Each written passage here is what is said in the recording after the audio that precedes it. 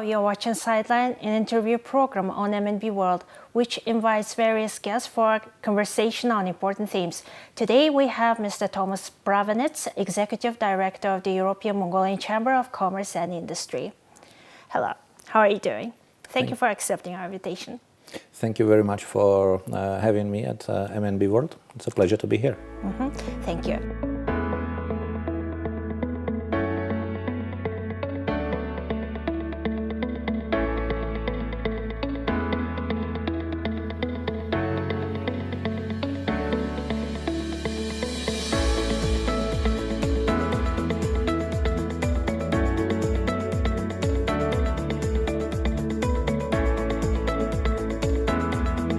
I would like to start our interview with an introduction to the Eurochamber and what kind of activities has been done since it was established and what are the main goals and directions of the organization. Thank you. Well, Eurochamber, as the name says, is an international chamber of commerce. We are the youngest member of the international family. Next to AmCham, AusCham and BCM, or the German Mongolian Business Association. Our NGO has been founded a little bit more than 2.5 years ago. And our overarching goal and mission is to contribute to the improvement of business and investment climate in Mongolia on behalf of our members. As of today, we are proud to have more than 153 today members. A bit more than 50% are Mongolian companies and 45-47% are European and other international companies. So we work through policy advice and policy dialogue and advocacy with various government agencies and ministries and with Parliament. In various topics. So the overarching one is business and investment climate.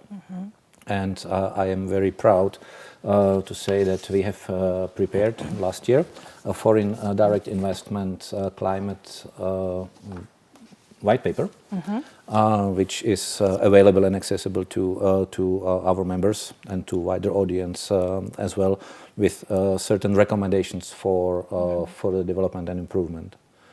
We work on supporting Mongolian companies to better understand and access European market. And another area of work with and for our members is advocacy, helping them to address and resolve collectively issues which arise in several areas of their business. Well, Eurochamber was established in 2019, and since then, what is the major project that was implemented by your organization? When we speak about projects, we are just now, in the next few weeks, finishing an export capacity building project focused on Mongolian SMEs, which has been awarded to Eurochamber by the EBRD, funded by European Union. Of course, we have to take into consideration that in the 2.5 years of our existence, we have had almost 2 years of COVID time, which of course impacted everybody, our members, and the ability to work. But in our export capacity building project, we worked on assessment of export capacity of Mongolian SMEs in 4 specific industries, which were part of the trade-related assistance project funded by the EU in the last 4 years. So it is sea buckthorn, it is leather, it's Mongolian cosmetics and baby camel and yak wool. So very specific niche industries, assessing the export capacity and helping them develop in areas which we found need support, including marketing and access to European market. The other part of the project is policy dialogue with various government agencies to see where the operating environment needs to be improved to support access to financing, especially access to export finance.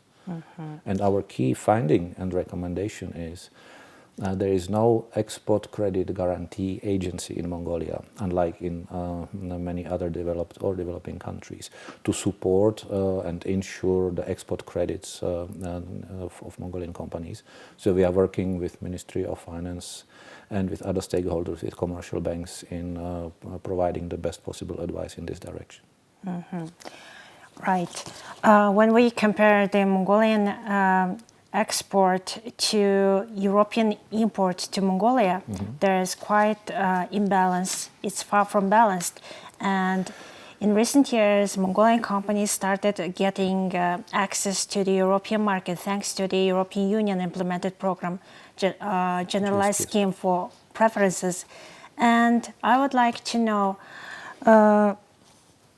what kind of measures should be taken to improve better access for your Mongolian companies to get better access to the European market? All right. Well, first of all, you are right. There is a mismatch or misbalance of imports from Europe, which are more than 540 million euros in 2021, compared to about 71 million of euros exports from Mongolia to the EU. When we look at the trend, excluding COVID, still in the last 4 years, Mongolian exports to the EU grew only about 1.8% a year, while imports grew roughly 11%. So there is also a disbalance in the dynamics. So what we find out, of course, Europe is too far away to do commodities export. So it's about creating and exporting high value added products. The main share of European exports to Europe are textiles, especially in Kashmir, and other woolen products, with, as I see, 64% out of the total export in 21. And then there are other, manufactured goods, apparel, and very little yet in the area of, for example, food. So your question, what should companies do? Also through the work on our project, we find out understanding European market, of course, finding the right niche of target market customers for our specific Mongolian products, like yak wool, leather, or yak leather products, right? But we understand also from Mongolian companies, both SMEs and the medium-sized ones, it is also very costly to go through the process of licensing and receiving all certifications and approvals. So the idea of clusterization, or joining forces together, for example, for joint marketing or developing a joint brand, is one direction to go. And in this respect, the Trump project, which finished in the summer last year, has been very helpful to foster and develop this idea, and we trust that this is one of the ways to go for Mongolian companies. For the last 2 years, global economy and as well as Mongolian economy has suffered a lot due to the COVID-19 pandemic caused lockdowns and restrictions. And now the government of Mongolia is implementing a policy, new revival policy, to support the local economy. And as a banking and finance expert with like 30 years of experience, what do you think about the foreign direct investment climate of Mongolia? Very important questions. Thank you for that.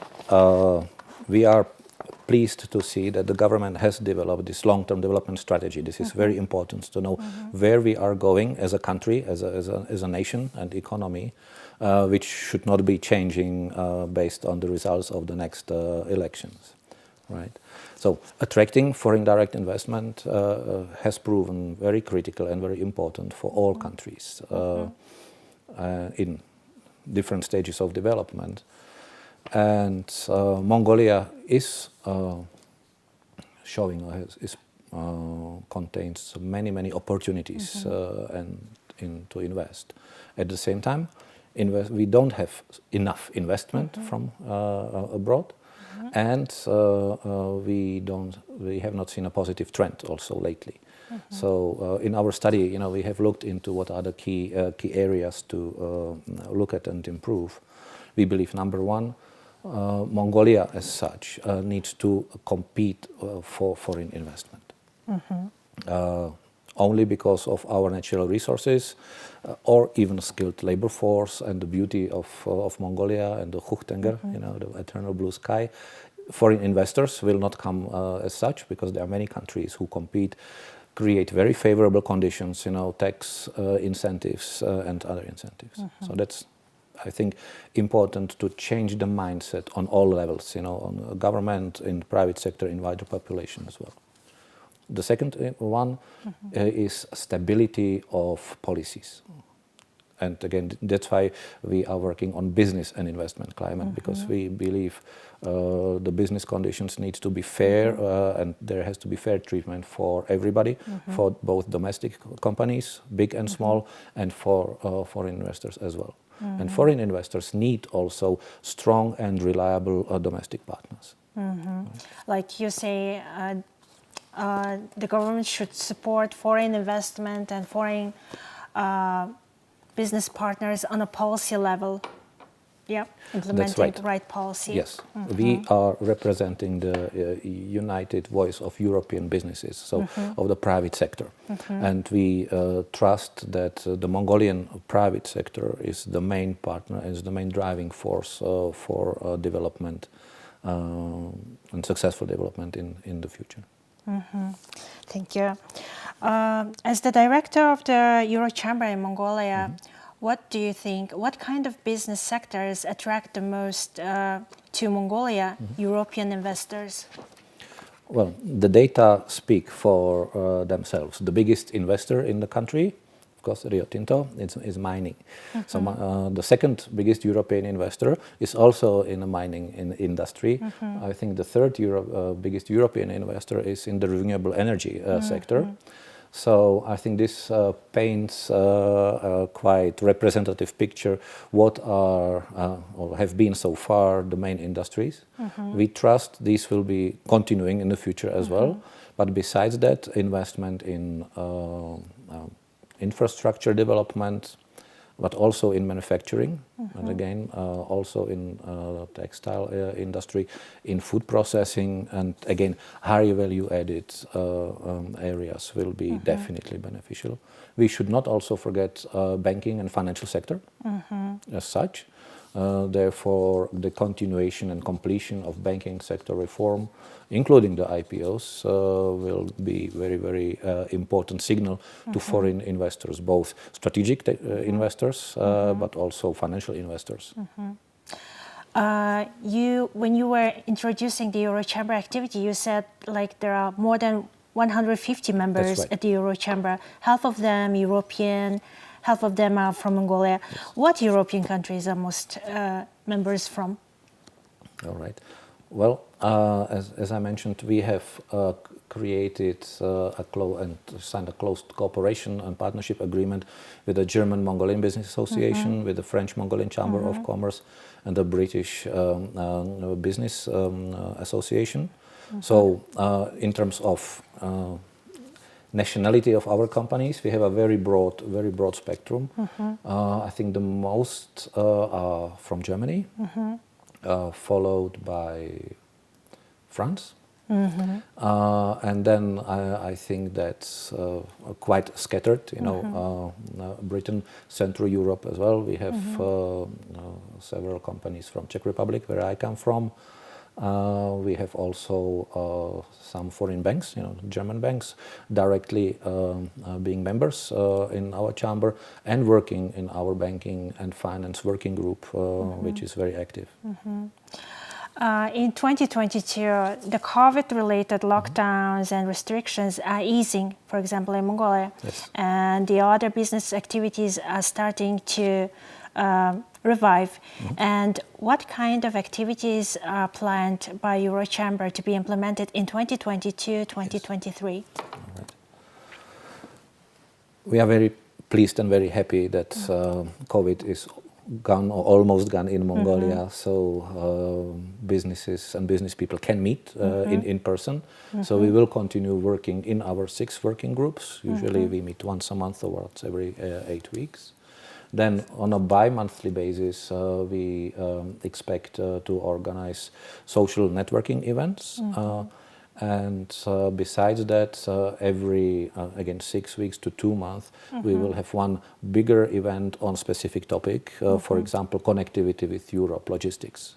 As we all know, we have already done and organized 2 such big roundtable discussions last year and the year before, combining the views and bringing together to one discussion table representatives from government and agencies like Ministry of Transport, of foreign investors, of international banking institutions who have good insights and views on the development needs of Mongolia, and discuss specific topics and proposals from our membership and these professionals what to do to improve that particular area. Well, thank you. Thank you for accepting our invitation. There was a fruitful meeting today.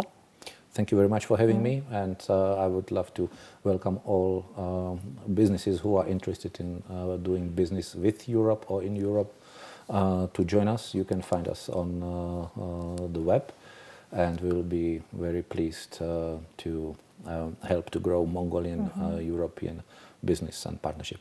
Thank you. Well, that's all for today. Thank you for staying with us. Today we had Mr. Tomas Bravenec, Executive Director of the Mongolian European Chamber of Commerce and Industry with us. We'll see you next time with more interesting stories and updates.